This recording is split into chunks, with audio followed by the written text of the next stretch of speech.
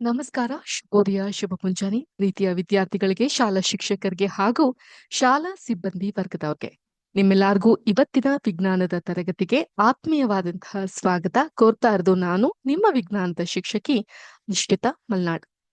ಪ್ರಿಯ ವಿದ್ಯಾರ್ಥಿಗಳೇ, ಇವತ್ತಿನ ಕ್ಲಾಸ್ನಲ್ಲಿ ನಮ್ಮ ದೈನಂದಿನ ಪಠ್ಯದ ಜೊತೆಗೆ ಒಂದ್ ಸ್ವಲ್ಪ ಹಳೆಯ ಕ್ಲಾಸ್ಗಳನ್ನ ಕೂಡ ಪುನರ್ಮನನ ಮಾಡ್ತಾ ಹೋಗೋಣ.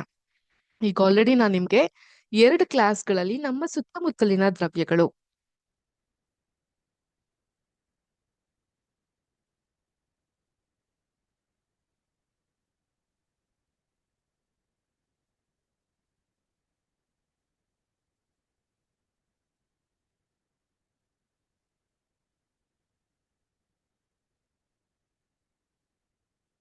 ನಮ್ಮ ಸುತ್ತಮುತ್ತಲಿನ ದ್ರವ್ಯಗಳು ಈ ಒಂದು ಪಾಠದ ಕುರಿತು ನಾನು ನಿಮ್ಗೆ ಸಮರಿ ನೋಟ್ಸ್ ಅಥವಾ ಬಹಳ ಮುಖ್ಯವಾದಂತಹ ಪಾಯಿಂಟ್ಸ್ ಗಳನ್ನ ನೀಡ್ತಾ ಹೋಗಿದ್ದೆ. ಸೊ ಇದೊಂದು ಸ್ವಲ್ಪ ದೊಡ್ಡದಾದಂತಹ ಪಾಠವಾದ್ರಿಂದ ಇವತ್ತಿಗೆ ಇಲ್ಲಿನ ಈ ಒಂದು ಪಾಠದ ಸಮರಿ ನೋಟ್ಸ್ ಅಂದ್ರೆ 3ನೇ ಪಾರ್ಟ್ ಮುಕ್ತಾಯ ಆಗ್ತಾ ಬರುತ್ತೆ. ಸ್ಟೇಟ್ ಮಾಡಿ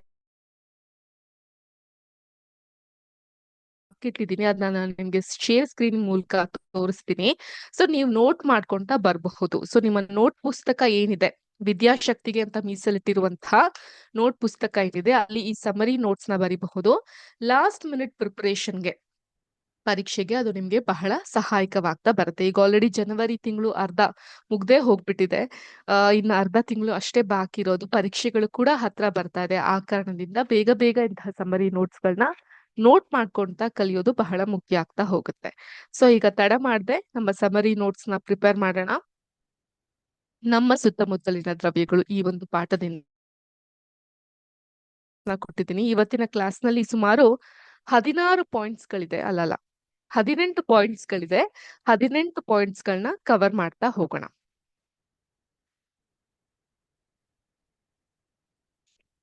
ನೋಟ್ ಮಾಡ್ಕೊಳ್ಳಿ, ನಾನ್ ನಿಮ್ಗೆ ಟೈಮ್ ಅನ್ನ ಸಹ ಕೊಡ್ತೀನಿ. ವಿಶ್ವದಲ್ಲಿ ಪ್ರತಿಯೊಂದು ವಸ್ತುವು ದ್ರವ್ಯಗಳಿಂದ ಮಾಡಲ್ಪಟ್ಟಿದೆ. ನೋಟ್ ಮಾಡ್ಕೋತೀರಾ? ನಾನು ನಿಮ್ಗೆ ಸಮಯ ಕೊಡ್ತಾ ಹೋಗ್ತೀನಿ. ಇದೇ ಪಾಯಿಂಟ್ಸ್ ರೀತಿಲಿ ನೋಟ್ ಮಾಡ್ಕೊಂತಾ ಹೋಗಿ.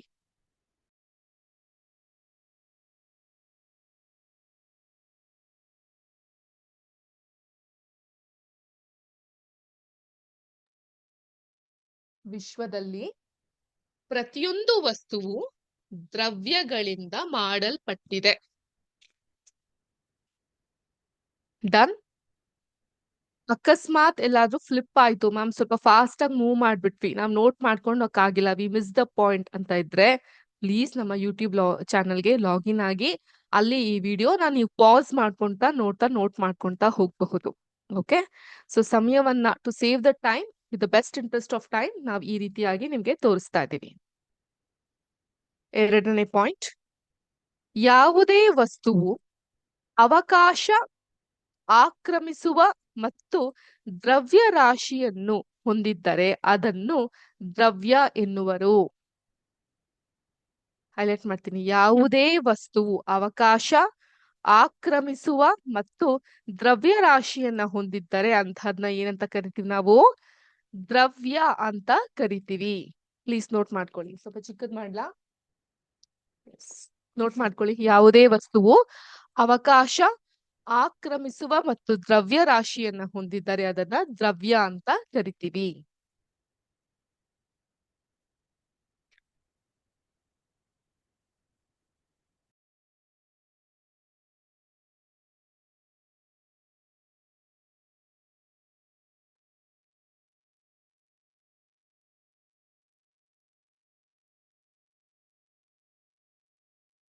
ಡನ್.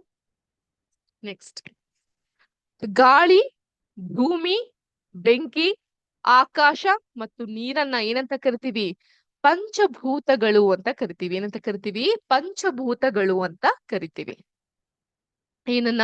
ಗಾಳಿ, ಭೂಮಿ, ಬೆಂಕಿ, ಆಕಾಶ ಮತ್ತು ನೀರನ್ನ ಪಂಚಭೂತಗಳು ಅಂತ ಕರಿತೀವಿ. 5 ಎಲಿಮೆಂಟ್ಸ್. ಓಕೆ, ನೋಟ್ ಮಾಡ್ಕೊಂತಾ ಇದ್ದೀರಾ? ಕ್ವಿಕ್ ಆಗಿ ನೋಟ್ ಮಾಡ್ಕೊಂತ ಹೋಗಿ. 4ನೇ ಪಾಯಿಂಟ್, ತೂಕದ ಮೂಲ ಮಾಪನ ಕಿಲೋಗ್ರಾಮ್. ಕಿಲೋಗ್ರಾಮ್ ಅಲ್ಲಿ ತಾನೇ ನಾವು ವೆಯ್ಟ್ ನೋಡೋಕೆ ಆಗೋದು, ಎಷ್ಟು ಕೆಜಿ ಇದ್ದೀರಾ. ಎಷ್ಟು ಕೆಜಿ ದವಸ ಧಾನ್ಯಗಳು ನಮ್ಮ ಮನೆಗಳಲ್ಲಿ ಇದೆ ಅಥವಾ ನಿಮ್ಮ ಶಾಲಾ ಅಡಿಗೆಯ ಕೊಠಡಿಗಳಲ್ಲಿ ಇದೆ? ಎಷ್ಟು ಇವಾಗ ಹೇಳ್ತೀರಾ? 5 ಕೆಜಿ ಟೊಮ್ಯಾಟೊ ಇದೆ, 4 ಕೆಜಿ ಪೊಟ್ಯಾಟೊ ಇದೆ, ಆಲೂಗಡ್ಡೆ ಇದೆ ಹೇಳ್ತೀವಲ್ವಾ? ಸೊ ತೂಕದ ಮೂಲ ಮಾಪನ ಕಿಲೋಗ್ರಾಂ. ಘನಫಲವನ್ನು CM⁴ ಇಲ್ಲಿ ಅದನ್ನ ತೋರ್ಸ್ಲಿಕ್ಕಾಗಿಲ್ಲ. ಸೊ ನೀವು ಇಲ್ಲಿ ಬರ್ಕೊಬೇಕಾದ್ರೆ ಈ ರೀತಿಯಾಗಿ ಬರಿಬೇಕಾಗತ್ತೆ. CM⁴ ಹೀಗೆ ಬರ್ಕೊಬೇಕಾಗತ್ತೆ.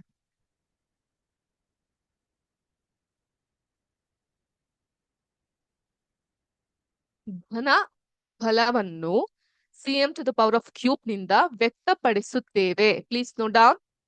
ಘನ ಫಲವನ್ನು CM⁴ ನಿಂದ ವ್ಯಕ್ತಪಡಿಸುತ್ತೇವೆ. 6ನೇ ಪಾಯಿಂಟ್. ದ್ರವ್ಯ ಕಣಗಳ ಗಾತ್ರ ಅತಿ ಚಿಕ್ಕದಾಗಿದ್ದು ಊಹೆಗೂ ಸಹ ನಿಲುಕುವುದಿಲ್ಲ. ದ್ರವ್ಯ ಕಣಗಳ ಗಾತ್ರ ಅತಿ ಚಿಕ್ಕದಾಗಿದ್ದು ಊಹೆಗೂ ಸಹ ನಿಲುಕುವುದಿಲ್ಲ. ನೋಟ್ ಮಾಡ್ಕೊಂಡ್ರಾ? ಈಸಿ ಇದೆಯಾ ಪಾಯಿಂಟ್ಸ್ಗಳು? ಆರಾಮಾಗಿ ಮಲ್ಟಿಪಲ್ ಚಾಯ್ಸ್ ಕ್ವಶನ್ಸ್ ಗಳಲ್ಲಿ ಸ್ಕೋರ್ ಮಾಡ್ತಾ ಹೋಗಬಹುದಲ್ವಾ? Note down. ದ್ರವ್ಯ ಕಣಗಳ ಗಾತ್ರ ಅತಿ ಚಿಕ್ಕದಾಗಿದ್ದು ಊಹೆಗೂ ಸಹ ನಿಲುಕುವುದಿಲ್ಲ. ತಾಪ ಹೆಚ್ಚಿದಂತೆ, 7ನೇ ಪಾಯಿಂಟ್, ತಾಪ ಹೆಚ್ಚಿದಂತೆ ಚಲನಾಶಕ್ತಿ ಹೆಚ್ಚಾಗುತ್ತೆ. ಇದನ್ನ ಒಂದು ಸಿಮ್ಯುಲೇಷನ್ ಮೂಲಕ ನಾವು ನೋಡಿದ್ವಿ ಅಲ್ವಾ? ಸೊ ಎಲ್ಲಿ ನಾವು ಒಂದು ಪಾತ್ರೆಗೆ ಅದರ ತಾಪವನ್ನ ಹೆಚ್ಚಿಸ್ ಕಣಗಳ ಚಲನಾಶಕ್ತಿ ಇಮ್ಮಡಿಸ್ತಾ ಹೋಗುತ್ತೆ. ತಾಪ ಹೆಚ್ಚಿದಂತೆ ಚಲನಾಶಕ್ತಿಯು ಹೆಚ್ಚಾಗುತ್ತದೆ. 8ನೇ ಪಾಯಿಂಟ್, 8th ಪಾಯಿಂಟ್, ವಿಸರಣೆ ಮಾಧ್ಯಮದ ತಾಪದ ಮೇಲೆ ಅವಲಂಬಿತವಾಗಿದೆ. ವಿಸರಣೆ ಯಾವುದು ಮಾಧ್ಯಮದ ತಾಪದ ಮೇಲೆ ಅವಲಂಬಿತವಾಗಿರುತ್ತದೆ? ಪ್ರಶ್ನೆ ಬರ್ಬಹುದು. ಏನಂತ ಕೊಡ್ತೀರಾ ಉತ್ತರ? ವಿಸರಣೆ. ವಿಸರಣೆ ಮಾಧ್ಯಮದ ತಾಪದ ಮೇಲೆ ಅವಲಂಬಿತವಾಗಿದೆ. ಡನ್? ಕ್ಲಿಯರ್? 9ನೇ ಪಾಯಿಂಟ್. 9th ಪಾಯಿಂಟ್, ಕಣಗಳು ದ್ರವ್ಯದಲ್ಲಿ ಮಿಶ್ರಣವಾದಾಗ ಅವುಗಳ ಸ್ಥಿತಿಗತಿಗಳು ಅವುಗಳ ಅಂತರದ ಮೇಲೆ ಅವಲಂಬನೆ ಆಗಿರುತ್ತದೆ. ನೋಟ್ ಮಾಡ್ಕೊಳ್ಳಿ. 9th ಪಾಯಿಂಟ್, ಕಣಗಳು ದ್ರವ್ಯದಲ್ಲಿ ಮಿಶ್ರಣವಾದಾಗ ಅವುಗಳ ಸ್ಥಿತಿಗತಿಗಳು ಅವುಗಳ ಅಂತರದ ಮೇಲೆ ಅವಲಂಬನೆ ಆಗಿರುತ್ತದೆ. Very important point. Please note down ಮಾಡ್ಕೊಳ್ಳಿ. 9ನೇ ಪಾಯಿಂಟ್. 1 ನಿಮಿಷ ಸಮಯವನ್ನ, 1 ನಿಮಿಷ ಅಲ್ಲದೆ ಇದ್ರು ಕೆಲವೊಂದು ಸೆಕೆಂಡ್ಗಳಷ್ಟು ಸಮಯವನ್ನಾದ್ರೂ ಕೊಡ್ತೀನಿ.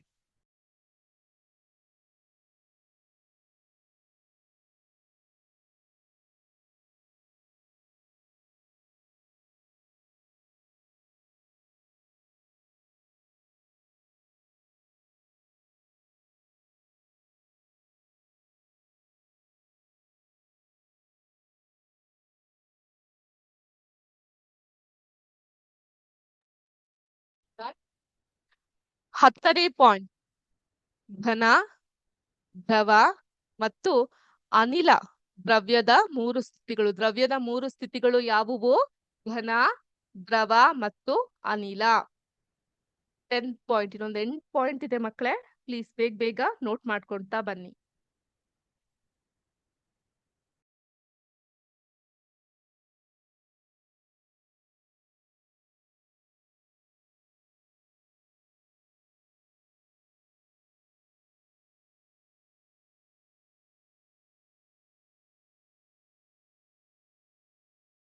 ಹಲೋ, ನೋಟ್ ಮಾಡ್ಕೊಂಡ್ರ? ಘನ, ದ್ರವ ಮತ್ತು ಅನಿಲಗಳು ದ್ರವ್ಯದ 3 ಸ್ಥಿತಿಗಳು. ಈಗ 11ನೇ ಪಾಯಿಂಟ್, ಕಣಗಳ ಸ್ವಭಾವದ ಮೇಲೆ ದ್ರವ್ಯವನ್ನ ವರ್ಗೀಕರಿಸಲಾಗಿದೆ. ಕಣಗಳ ಸ್ವಭಾವದ ಮೇಲೆ ದ್ರವ್ಯವನ್ನ ವರ್ಗೀಕರಿಸಲಾಗಿದೆ. ನೋಟ್ ಮಾಡ್ಕೊಳ್ತಾ ಇದ್ದೀರಾ? Please note down. 30 seconds time ಕೊಡ್ಲಾ ಇಷ್ಟರಿಂದ ಇಷ್ಟು ನೋಟ್ ಮಾಡ್ಕೊಳ್ಲಿಕ್ಕೆ? ಎಸ್.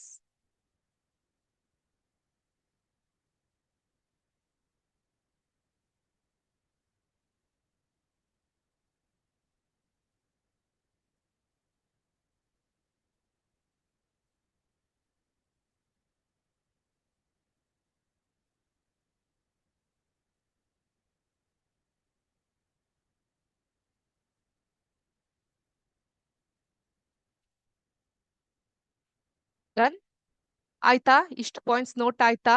Next 12th point. ಕರಗುವ ಬಿಂದು ಘನದಲ್ಲಿ ತನ್ನ ಅಣುಗಳ ಆಕರ್ಷಣೆಯ ಬಲವನ್ನ ವ್ಯಕ್ತಪಡಿಸುತ್ತದೆ. ಇದನ್ನ ನಾನು ಸ್ಲೈಡ್ಸ್ ನ ಅಪ್ ಮಾಡ್ತೀನಿ. ಅಕಸ್ಮಾತ್ if you have miss to note the point, please ನಮ್ಮ ಯೂಟ್ಯೂಬ್ ಚಾನಲ್ಗೆ ಲಾಗಿನ್ ಆಗಿ ಅಲ್ಲಿ ನೋಟ್ ಮಾಡ್ಕೊಂತಾ ಹೋಗಬಹುದು. ಓಕೆ, ಸೊ ಈಗ ಸದ್ಯದ ಮಟ್ಟಿಗೆ with the best interest of time ನಾನು ಈ ರೀತಿ ಮೇಲ್ ಹೋಗ್ತಾ ಬರ್ತೀನಿ.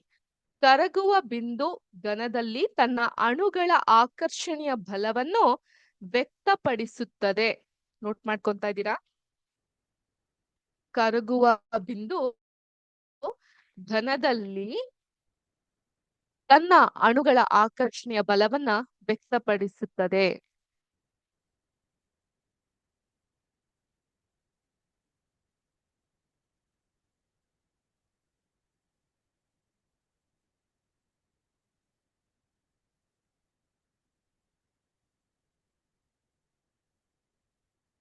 ಡನ್. ಕರಗುವ ಬಿಂದು ಘನದಲ್ಲಿ ತನ್ನ ಅಣುಗಳ ಆಕರ್ಷಣೆಯ ಬಲವನ್ನು ವ್ಯಕ್ತಪಡಿಸುತ್ತದೆ. ಆಯ್ತಲ್ಲ? 13th point. SI. SI ಅಂದ್ರೇನು? ಸಬ್ ಇನ್ಸ್ಪೆಕ್ಟರ? SI ಅಂದ್ರೆ ಏನಿಲ್ಲಿ? SI ಪದ್ಧತಿಯಲ್ಲಿ ತಾಪದ ಮೂಲ ಮಾಪನವನ್ನ ಕೆಲ್ವಿನ್ ನಲ್ಲಿ ನಾವು ಅಳಿತೀವಿ. ಏನ್ರಲ್ಲಿ ಅಳಿತೀವಿ? ಕೆಲ್ವಿನ್ ರಲ್ಲಿ ನಾವು ಅಳಿತೀವಿ. ನೀವು ಪರೀಕ್ಷೆಯಲ್ಲಿ ಬರಿಬೇಕಾದ್ರೆ ಜಸ್ಟ್ ಶಾರ್ಟ್ ಫಾರ್ಮ್ ಅಲ್ಲಿ ಬರೀ ಒಂದು ಕೆ ತರ ಈ ರೀತಿ ಬರೆದ್ರೆ ನಿಮ್ಗೆ ಫುಲ್ ಮಾರ್ಕ್ ಸಿಗಲ್ಲ. ಕೆಲ್ವಿನ್ ಅಂದಾಗ ನೀಟಾಗಿ ಕೆಲ್ವಿನ್ ಅಂತ ಹೀಗೆ ಬರ್ದು ಯಾವ್ದೇ ಆಗಿರ್ಲಿ ಪದ ಸಮೀಕರಣ ಹಾಗೂ ಆ ಸೂತ್ರದ ಸಮೀಕರಣ ಎರಡನ್ನ ಸಹ ನೀವು ಬರಿಬೇಕಾಗುತ್ತೆ to gain the maximum marks. ಗೊತ್ತಾಯ್ತಾ? ಓಕೆ, ನೆಕ್ಸ್ಟ್ 14ನೇ ಪಾಯಿಂಟ್. ಇದಕ್ ಬೇಕಾದ್ರೆ ನಾನು ಸ್ವಲ್ಪ ಸಮಯವನ್ನ ಕೊಡ್ತೀನಿ, ಯಾಕಂದ್ರೆ ದೊಡ್ಡ ಪಾಯಿಂಟ್ ಇದೆ. 1 kg ಘನ ವಸ್ತುವನ್ನ ದ್ರವ ಸ್ಥಿತಿಗೆ ಬದಲಾಯಿಸುವ ಕ್ರಿಯೆಯಲ್ಲಿ ಅವಶ್ಯಕವಿರುವ ಉಷ್ಣ ಶಕ್ತಿಯನ್ನ ಗುಪ್ತೋಷ್ಣದ ಘನೀಭವ ಎನ್ನುವರು. Please note down. 1 kg ಘನ ವಸ್ತುವನ್ನು ದ್ರವ ಸ್ಥಿತಿಗೆ ಬದಲಾಯಿಸುವಾಗ ಕ್ರಿಯೆಯಲ್ಲಿ ಅವಶ್ಯಕವಿರುವ ಉಪಶಕ್ತಿಯನ್ನು ಗುಪ್ತೋಷ್ಣದ ಘನೀಭವ ಎನ್ನುವರು. ಗುಪ್ತೋಷ್ಣದ ಘನೀಭವ ಅಂತ ಹೇಳಿದ್ರೆ ಏನು?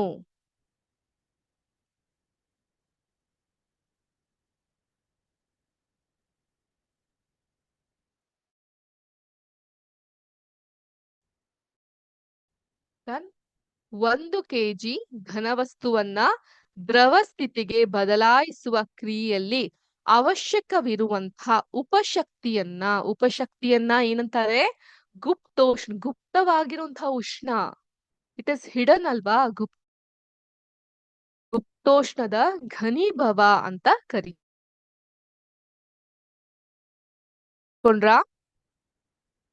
ನೆಕ್ಸ್ಟ್ ಅದ್ರದ್ದೇ ಇನ್ನೊಂದು ಪಾರ್ಟ್ ಇದೆ. ದ್ರವವು ಅನಿಲಕ್ಕೆ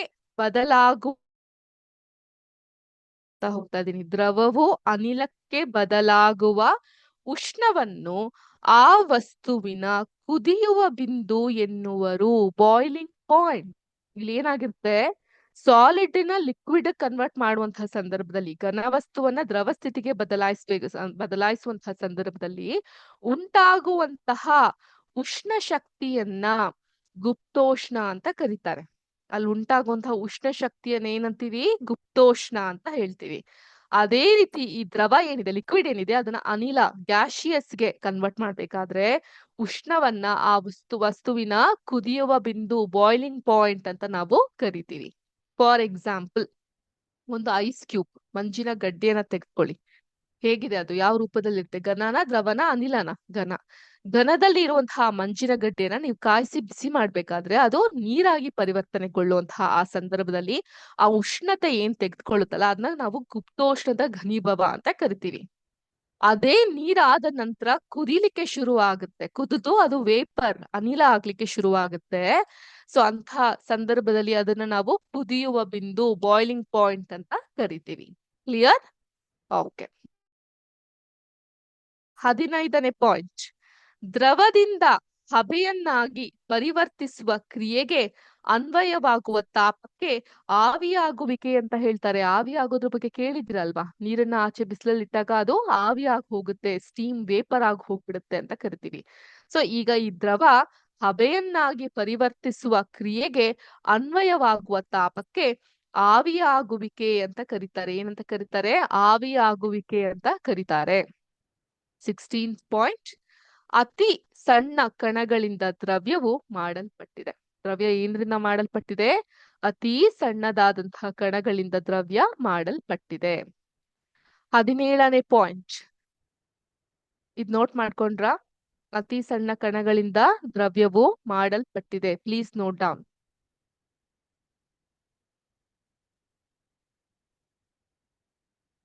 17th ಪಾಯಿಂಟ್, ಹಬೆಯ ಕ್ರಿಯೆಯ ತಾಪ ಮತ್ತು ವಿಸ್ತೀರ್ಣವನ್ನು ಅವಲಂಬಿಸಿರುತ್ತದೆ. ಹಬೆಯು ಕ್ರಿಯೆಯ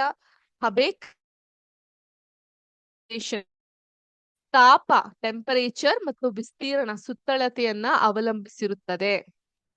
ನೋಟ್ ಮಾಡ್ಕೊಳ್ಳಿ. Done. Next last point. Okay, ಇವತ್ತಿನ ಸಮರಿ ನೋಟ್ಸ್ ಮತ್ತೆ ಈ ಒಂದು ಪಾಠದ ಕೊನೆಯ ಪಾಯಿಂಟ್. 1 kg ಘನವನ್ನು ಅದರ ದ್ರವಣ ಬಿಂದುವಿನಲ್ಲಿ ವಾತಾವರಣದ ಒತ್ತಡದಲ್ಲಿ ದ್ರವವಾಗಿ ಪರಿವರ್ತಿಸಲು ಬೇಕಾಗುವ ಉಷ್ಣ ಶಕ್ತಿಯ ಪರಿಮಾಣ ಮೆಷರ್ಮೆಂಟ್ ದ್ರವಣ ಗುಪ್ತೋಷ್ಣ ಅಂತ ಕರೀತಾರೆ. ನೋಟ್ ಮಾಡ್ಕೊಳ್ಳಿ. 1 kg ಘನವನ್ನು ಅದರ ದ್ರವಣ ಬಿಂದುವಿನಲ್ಲಿ ವಾತಾವರಣದ ಒತ್ತಡದಲ್ಲಿ ದ್ರವವಾಗಿ ಪರಿವರ್ತಿಸಲು ಬೇಕಾಗುವ ಉಷ್ಣ ಶಕ್ತಿಯ ಪರಿಮಾಣವನ್ನು ದ್ರವಣ ಗುಪ್ತೋಷ್ಣ ಎನ್ನುವರು. ಏನಂತ ಕರೀತಾರೆ? ದ್ರವಣ ಗುಪ್ತೋಷ್ಣ ಅಂತ ಕರೀತಾರೆ. ಸೊ ಇದನ್ನ ನೋಟ್ ಮಾಡ್ಕೊಳ್ಳಿ. ನೋಟ್ ಮಾಡ್ಕೊಂತಾ ಇದ್ದೀರಾ ಅಂತ ನಾನು ಭಾವಿಸ್ತೀನಿ. ಸೊ ನಾನು ಯಾಕೆ ಈ ರೀತಿ ಸಮರಿ ಪಾಯಿಂಟ್ಸ್ ನ ಬರ್ದು ತೋರಿಸಬಹುದು, ಬಟ್ ಅದು ಬಹಳಷ್ಟು ಸಮಯವನ್ನ ತೆಗೆದುಕೊಳ್ಳುತ್ತೆ. ನಾನ್ ಬರ್ದು ಆನಂತರ ನಿಮಗ್ ಸಮಯ ಕೊಟ್ಟು ನೀವು ಬರೀಲಿಕ್ಕೆ. ಸೊ ಆದ್ರಿಂದ ಈ ರೀತಿಯಾಗಿ ಒಂದು ಚಾರ್ಟ್ ಅಲ್ಲಿ ಹಾಕ್ಬಿಟ್ರೆ ನಿಮ್ಗೆ ನೋಡ್ಲಿಕ್ಕೂ ಈಸಿ ಆಗುತ್ತೆ. ಮತ್ತೆ ಇದು ನಮ್ಮ ಯೂಟ್ಯೂಬ್ ಚಾನಲ್ ಅಲ್ಲಿ ನಿಮ್ಗೆ ಸಿಗುತ್ತಲ್ವಾ? ನೀವು ಪಾಸ್ ಮಾಡ್ಕೊಂಡು ನೋಡ್ತಾ ಬರ್ಕೊಳ್ಳೋದಕ್ಕೆ ಅದು ನಿಮ್ಗೆ ಹೆಲ್ಪ್ಫುಲ್ ಆಗುತ್ತೆ. ಜೊತೆಗೆ ನಿಮ್ಮ ಬರೆಯುವಂತಹ ಸ್ಪೀಡ್ ಕೂಡ ಇಂಪ್ರೂವ್ ಆಗ್ತಾ ಬರುತ್ತೆ. ಮಕ್ಕಳೇ, ಎಕ್ಸಾಮ್ ಅಲ್ಲಿ ನಮ್ಗಿರೋದು ಬರೀ 3 ಅವರ್ ಟೈಮ್ ಅಷ್ಟೇ ಅಲ್ವಾ? ನಾವೆಲ್ಲ ಬರಿಬೇಕಾದ್ರೆ 3 ಅವರ್ ಇತ್ತು. ನಿಮ್ಗೆ 3 ಅವರೇ ಇದೆಯಾ? ಸೊ ಆ 3 ಅವರ್ ಸಮಯದಲ್ಲಿ ನಾವು ಎಲ್ಲವನ್ನೂ ಬರಿಬೇಕಾಗುತ್ತೆ. ಡಯಾಗ್ರಾಮ್ಸ್ ಗಳನ್ನ ಬರಿಬೇಕಾಗುತ್ತೆ, ಚಾರ್ಟ್ ಗಳನ್ನ ಬರಿಬೇಕಾಗುತ್ತೆ, ಎಕ್ಸ್ಪೆರಿಮೆಂಟ್ಸ್ ಗಳನ್ನ ಎಕ್ಸ್ಪ್ಲೇನ್ ಮಾಡ್ಬೇಕಾಗತ್ತೆ. ಸೊ ನಮ್ಗಿರುವಂತಹ ಸಮಯವನ್ನ ನಾವು ಸದುಪಯೋಗ ಪಡಿಸ್ಕೊಬೇಕು ಅಂತ ಹೇಳಿದ್ರೆ ಈ ರೀತಿಯಾಗಿ ಫಾಸ್ಟ್ ಆಗಿ ಡಿಕ್ಟೇಷನ್ ಅಂತ ಹೇಳಿದಾಗ ನಾವ್ ಹೇಳದ್ನ ನೀವು ಬರೆಯುವಂತಹ ಕ್ರಮವನ್ನ ನೀವು ಅಭ್ಯಾಸ ಮಾಡ್ಕೊಬೇಕಾಗತ್ತೆ. ಕ್ಲಿಯರ್? ಬರೀ ಕಾನ್ಸೆಪ್ಟ್ ಗಳನ್ನ ಕಲಿಯೋದು ಎಷ್ಟು ಮುಖ್ಯ ಆಗ್ತಾ ಹೋಗುತ್ತೋ, presenting the concept is also equally important.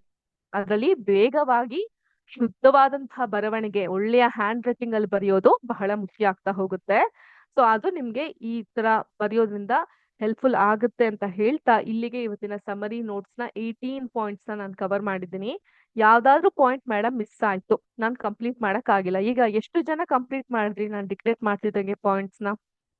ಸ್ವಲ್ಪ ಹೆಚ್ಚು ಕಮ್ಮಿ ಆಗಿರ್ತಲ್ವಾ? ಸೊ ನಿಮ್ಗೆ ಅರ್ಥ ಆಗುತ್ತೆ ವೇರ್ ಯು ಆರ್ ಸ್ಟ್ಯಾಂಡಿಂಗ್ ಅನ್ನೋದು ನಿಮ್ಗೆ ಗೊತ್ತಾಗುತ್ತೆ.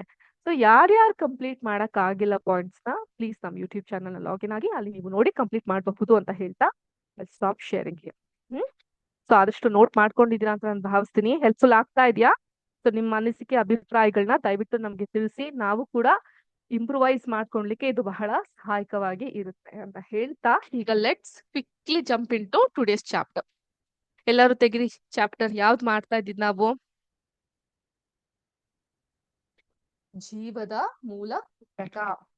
ಸೊ ಜೀವದ ಮೂಲ ಘಟಕದಲ್ಲಿ ಎಲ್ಲಿವರೆಗೂ ಬಂದಿದ್ದೀವಿ ನಾವು?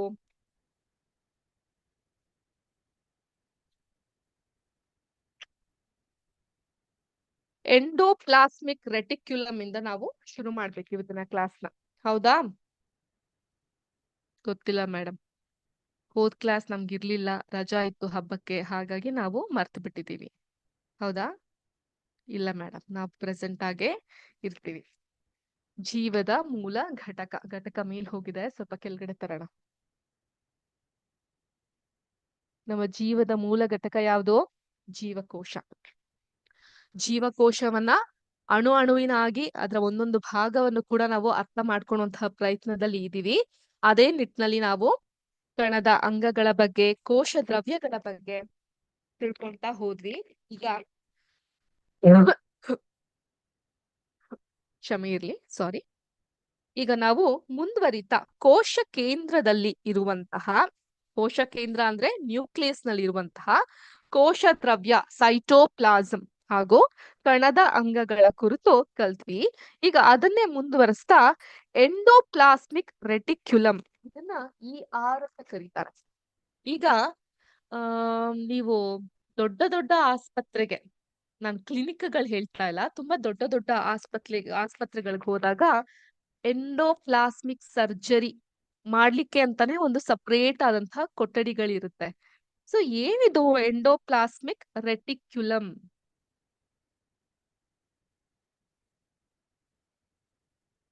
ಎಂಡೋಪ್ಲಾಸ್ಮಿಕ್ ರೆಟಿಕ್ಯುಲಮ್ ER ಅಂತ ಕರಿತೀವಿ. ಇದಕ್ಕೆ ಅಂತಾನೆ ಒಂದು ಸ್ಪೆಷಲಿಸ್ಟ್. ಇದು ಒಂದು ಪೊರೆ ಸಹಿತ ಕೊಳವೆ ಹಾಗೂ ಹಾಳೆಗಳ ಆಕಾರದ ದೊಡ್ಡ ಜಾಲ.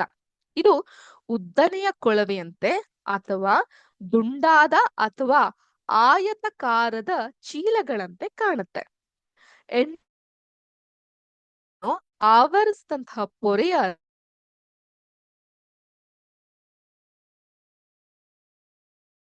ಎರಡು ವಿಧ ಇರುತ್ತೆ. ಒಂದು ಒರಟಾದ ಎಂಡೋಪ್ಲಾಸ್ಮಿಕ್ ರೆಟಿಕ್ಯುಲಮ್, ಅದನ್ನ ನಾವು RER ಅಂತ ಹೇಳ್ತೀವಿ. ಒರಟು, ರಫ್ ಆಗಿರುವಂತಹ ಎಂಡೋಪ್ಲಾಸ್ಮಿಕ್ ರೆಟಿಕ್ಯುಲಮ್. ಮತ್ತು ನಯವಾದ ಎಂಡೋಪ್ಲಾಸ್ಮಿಕ್ ರೆಟಿಕ್ಯುಲಮ್ SER ಅಂತ ಹೇಳ್ತೀವಿ. ನಯವಾದದ್ದು ಸಾಫ್ಟ್. ಒಂದು ಒರಟಾಗಿರುವಂತಹ ಎಂಡೋಪ್ಲಾಸ್ಮಿಕ್ ರೆಟಿಕ್ಯುಲಮ್, ಇನ್ನೊಂದು ನಯವಾಗಿ ಇರುವಂತಹ endoplasmic reticulum. Rough, soft endoplasmic reticulum. So ಈ ಒಂದು ಪದಗಳನ್ನ ಕಲಿಯೋದು ತುಂಬಾ ಮುಖ್ಯ ಆಗ್ತಾ ಬರುತ್ತೆ. ಒರಟಾದ ಎಂಡೋಪ್ಲಾಸ್ಮಿಕ್ ರೆಟಿಕ್ಯುಲಮ್ನ ಮೇಲ್ಮೈ ಮೇಲೆ ರೈಬೋಸೋಮ್ ಕಣಗಳು ಅಂಟಿಕೊಂಡಿರೋದ್ರಿಂದ ಸೂಕ್ಷ್ಮದರ್ಶಕದ ಮೂಲಕ ನೋಡಿದಾಗ ಅವು ಒರಟಾಗಿ ಕಾಣ್ತಾ ಇರುತ್ತೆ. ಅದ್ರ ಡಯಾಗ್ರಾಮ್ ಒಂದನ್ನ ನಿಮ್ಮ ಟೆಕ್ಸ್ಟ್ ಬುಕ್ ನಲ್ಲಿ ಪೇಜ್ ನಂಬರ್ 57ರಲ್ಲಿ ಕೊಟ್ಟಿದ್ದಾರೆ. ಪ್ರಾಣಿ ಜೀವಕೋಶದಲ್ಲಿ ಇರುವಂತದ್ದು. ಇದರ ಒಂದು ಕಲರ್ ಪಿಕ್ಚರ್ಸ್ ಗಳೇನಿರುತ್ತೆ ಅದನ್ನ ನಾನು ನಿಮ್ಗೆ ಮುಂದಿನ ಕ್ಲಾಸ್ ನಲ್ಲಿ ಪಿಕ್ಟೋರಿಯಲ್ ರೆಪ್ರೆಸೆಂಟೇಷನ್ ವಿಭಾಗದಲ್ಲಿ ತೋರಿಸ್ತೀನಿ. ಮುಂದಿನ ಕ್ಲಾಸ್ ಯಾವಾಗಿರುತ್ತೆ? ನಮ್ಗೆ ಮಂಗಳವಾರ ಅಲ್ವಾ? ಸೊ ನೆಕ್ಸ್ಟ್ ಟ್ಯೂಸ್ಡೇ ಕೆಲವೊಂದಿಷ್ಟು ಸಮರಿ ನೋಟ್ಸ್ ಅನ್ನ ಸಹ ನಿಮ್ಗೋಸ್ಕರ ಪ್ರಿಪೇರ್ ಮಾಡ್ಕೊಂಡು ಬರ್ತೀನಿ. ವಿತ್ ದಟ್ ಈ ಒಂದು ಪಿಕ್ಟೋರಿಯಲ್ ರೆಪ್ರೆಸೆಂಟೇಷನ್ ಸಹ ತೋರಿಸ್ತೀನಿ ಫಾರ್ ಯೋರ್ ಬೆಟರ್ ಅಂಡರ್ಸ್ಟ್ಯಾಂಡಿಂಗ್. ಇಲ್ಲಿ ಇದನ್ನ ನೀವು ಝೂಮ್ ಮಾಡಿ ಅಥವಾ ನಿಮ್ಮ ಟೆಕ್ಸ್ಟ್ ಬುಕ್ ನಲ್ಲಿ ನೋಡಬಹುದು. ಮೃದುವಾಗಿರುವಂತಹ ಎಂಡೋಪ್ಲಾಸ್ಮಿಕ್ ರೆಟಿಕ್ಯುಲಮ್ ಈ ಭಾಗದಲ್ಲಿ ಇರುತ್ತೆ. ಅರ್ಥ ಆಯ್ತಾ? ಅದೇ ತರ ಒರಟಾದ ಎಂಡೋಪ್ಲಾಸ್ಮಿಕ್ ರೆಟಿಕ್ಯುಲಮ್ ಈ ಭಾಗದಲ್ಲಿ ಇರುತ್ತೆ. ಈ ಕಡೆ ಸಾಫ್ಟ್ ಆಗಿರುತ್ತೆ, ಇಲ್ಲಿ ರಫ್ ಆಗಿರುತ್ತೆ. ತುಂಬಾ ಸಿಂಪಲ್ ಆಗಿರೋ ಪಾಯಿಂಟ್ ಅಲ್ಲಿ ಹೇಳ್ಬೇಕಂದ್ರೆ, ನಾವೆಲ್ಲ ಈ ಕಾಲು ಉಜ್ಲಿಕ್ಕೆ ಅಂತ ಒಂದು ಬ್ರಷ್ ಬರುತ್ತೆ, ಗೊತ್ತಿದ್ಯಾ? ಒಂದ್ ಕಡೆ ಒರಟಾಗಿರುತ್ತೆ, ಇನ್ನೊಂದ್ ಕಡೆ ನಯವಾಗಿರುತ್ತೆ. ಅದೇ ರೀತಿ ಈ ಒಂದು ಎಂಡೋಪ್ಲಾಸ್ಮಿಕ್ ರೆಟಿಕ್ಯುಲಮ್ ಅನ್ನೋದು ಇರುತ್ತೆ.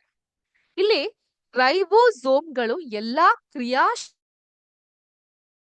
ಪ್ರೋಟೀನ್ ಉತ್ಪಾದನೆಯ ಸ್ಥಳವಾಗಿದೆ. ಹೀಗೆ ಉತ್ಪತ್ತಿಯಾದಂತಹ ಪ್ರೋಟೀನ್ ಅನ್ನು ಅವಶ್ಯಕತೆ ಇರುವಂತಹ ಜೀವಕೋಶಗಳಿಗೆ ಎಂಡೋಪ್ಲಾಸ್ಮಿಕ್ ರೆಟಿಕ್ಯುಲಮ್ನ ಮೂಲಕ ಕಳಿಸಲಾಗುತ್ತೆ. ನಯವಾದ endoplasmic reticulum, soft endoplasmic reticulum ಜೀವಕೋಶದ ಚಟುವಟಿಕೆಗಳಿಗೆ ಅತ್ಯವಶ್ಯಕವಾಗಿ ಬೇಕಾದಂತಹ ಕೊಬ್ಬಿನ ಅಥವಾ ಲಿಪಿಡ್ ಕಣಗಳನ್ನ ಉತ್ಪಾದಿಸಲು ಸಹಾಯ ಮಾಡುತ್ತದೆ.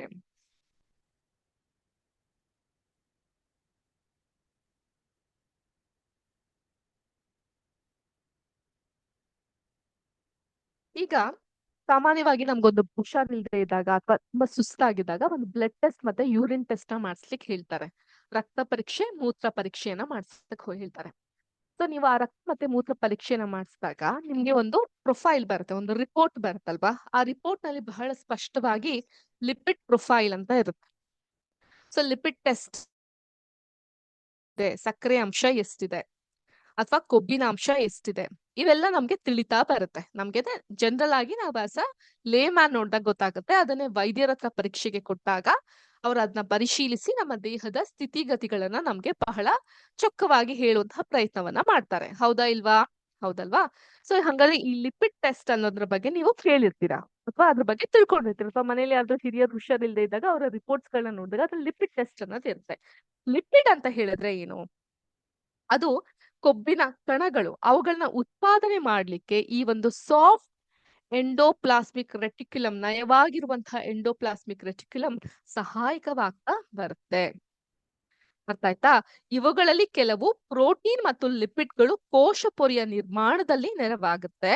ಈ ಪ್ರಕ್ರಿಯೆಯನ್ನ ಪೊರೆಯ ಜೈವಿಕ ಉತ್ಪಾದನೆ ಅಂತ ಕರಿತೀವಿ. ಓಕೆ, ಪ್ಲೀಸ್ ಆ ಪ್ಯಾರಾಗ್ರಾಫ್ ಮಾರ್ಕ್ ಮಾಡ್ಕೊಳ್ಳಿ. ಮೇಡಮ್ ಹೆಂಗೋ ಸಮರಿ ನೋಟ್ಸ್ ಗಳನ್ನ ಕೊಟ್ಬಿಡ್ತಾರೆ, ಅಷ್ಟು ಓದಿದ್ರೆ ಸಾಕು ಅಂತ ಇರ್ಬೇಡಿ. ಡಿಸ್ಕ್ರಿಪ್ಟಿವ್ ಕ್ವಶನ್ಸ್ ಗಳು ಬಂದಾಗ ಪಾರ್ಟ್ ಡಿ ಅಲ್ಲಿ ನಿಮ್ಗೆ ಆನ್ಸರ್ ಮಾಡ್ಲಿಕ್ಕೆ ಅದು ಹೆಲ್ಪ್ಫುಲ್ ಆಗುತ್ತೆ. ಸೊ ಈಗ ಬರಬಹುದು, ಪೊರೆಯ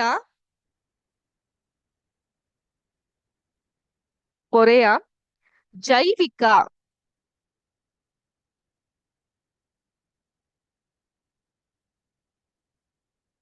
ಉತ್ಪಾದನೆ. ಪೊರೆಯ ಜೈವಿಕ ಉತ್ಪಾದನೆ ಅಂತ ಹೇಳಿದ್ರೆ ಏನು? ಅಂದ್ರೆ ಮೆಂಬರನ್ ಬಯೋಜೆನೆಸಿಸ್ ಅಂತ ಹೇಳಿದ್ರೆ ಏನು ಅನ್ನೋ ಒಂದು ಪ್ರಶ್ನೆ ಬರುತ್ತೆ. ಸೊ ಅವಾಗ ಏನು, ನಯವಾದ ಎಂಡೋಪ್ಲಾಸ್ಮಿಕ್ ರೆಟಿಕ್ಯುಲಮ್ ಜೀವಕೋಶದ ಚಟುವಟಿಕೆಗಳಿಗೆ ಅವಶ್ಯಕವಾಗಿರುವ ಅಂದ್ರೆ ಬೇಕಾಗಿರುವಂತಹ ಕೊಬ್ಬಿನ ಅಥವಾ ಲಿಪಿಡ್ ಕಣಗಳನ್ನು ಉತ್ಪಾದಿಸಲು ಸಹಾಯ ಮಾಡುತ್ತೆ. ಇವುಗಳಲ್ಲಿ ಕೆಲವು ಪ್ರೋಟೀನ್ ಮತ್ತು ಲಿಪಿಡ್ಗಳು ಕೋಶ ಪೊರೆಯ ನಿರ್ಮಾಣದಲ್ಲಿ ನೆರವಾಗುತ್ತೆ. ಈ ಪ್ರಕ್ರಿಯೆಯನ್ನ ಪೊರೆಯ ಜೈವಿಕ ಉತ್ಪಾದನೆ ಅಥವಾ ಮೆಂಬರೇನ್ ಬಯೋಜೆನೆಸಿಸ್ ಅಂತ ಕರೀತಾರೆ. ಓಕೆ, ಇನ್ನು ಕೆಲವು ಪ್ರೋಟೀನ್ ಮತ್ತು ಲಿಪಿಡ್ಗಳು ಕಿಣ್ವಗಳಂತೆ ಮತ್ತು ಹಾರ್ಮೋನ್ಗಳಂತೆ ಕಾರ್ಯನಿರ್ವಹಿಸುತ್ತದೆ. ವಿವಿಧ ಜೀವಕೋಶಗಳಲ್ಲಿ ಎಂಡೋಪ್ಲಾಸ್ಮಿಕ್ ರೆಟಿಕ್ಯುಲಮ್ ವಿಭಿನ್ನವಾಗಿ ಕಂಡು ಬಂದರೂ ಯಾವಾಗಲೂ ಒಂದು ಜಾಲ ವ್ಯವಸ್ಥೆಯನ್ನ ರೂಪಿಸ್ತದೆ. ಇದಿರೋದೇ ಒಂದು ರೀತಿಯಾದಂತಹ ಜಾಲ ವ್ಯವಸ್ಥೆಯನ್ನ ರೂಪಿಸ್ತಾ ಬರುತ್ತೆ. ಹೀಗೆ ಎಂಡೋಪ್ಲಾಸ್ಮಿಕ್ ರೆಟಿಕ್ಯುಲಮ್ನ ಒಂದು ಮುಖ್ಯ ಕಾರ್ಯ ಅಂತ ಹೇಳಿದ್ರೆ ಕೋಶ ದ್ರವ್ಯದ ವಿವಿಧ ಭಾಗಗಳ ನಡುವೆ ಅಥವಾ ಕೋಶ ದ್ರವ್ಯ ಮತ್ತು ನ್ಯೂಕ್ಲಿಯಸ್ನ ನಡುವೆ ವಸ್ತುಗಳ ಅಂದ್ರೆ ಮುಖ್ಯವಾಗಿ ಪ್ರೋಟೀನ್ಗಳ ಸಾಗಾಣಿಕಾ ಸಂಪರ್ಕ ಕಲ್ಪಿಸೋದು. ಸೊ ಇವುಗಳ ಅದ್ರ ಮುಖ್ಯ ಕೆಲಸ ಈ ಲಿಪಿಡ್ ಮತ್ತೆ ಪ್ರೋಟೀನ್ಗಳು ಏನಿರುತ್ತೆ ಅವುಗಳನ್ನ ಸಾಗಾಣಿಕೆ ಮಾಡುವಂಥದ್ದು ಅದ್ರ ಮುಖ್ಯ ಕೆಲಸ ಆಗ್ತಾ ಬರುತ್ತೆ. ಎಂಡೋಪ್ಲಾಸ್ಮಿಕ್ ರೆಟಿಕ್ಯುಲಮ್ನ ಇನ್ನೊಂದು ಕಾರ್ಯ ಅಂತ ಹೇಳಿದ್ರೆ ಕೋಶ ದ್ರವ್ಯಕ್ಕೆ ಆಧಾರ ಚೌಕಟ್ಟು ನಿರ್ಮಿಸುವ ಮೂಲಕ ಕೋಶದಲ್ಲಿ ನಡೆಯುವ ಎಲ್ಲ ಜೀವ ರಾಸಾಯನಿಕ ಕ್ರಿಯೆಯಲ್ಲಿ ಮೇಲ್ಮೈಯನ್ನ ಒದಗಿಸುವುದು. ಕಶೇರುಕ ಪ್ರಾಣಿಗಳು ಯಕೃತ್ ಅಂದ್ರೆ ಏನು? ಲಿವರ್. ನೋಟ್ ಮಾಡ್ಕೊಳ್ಳಿ, ಯಕೃತ್.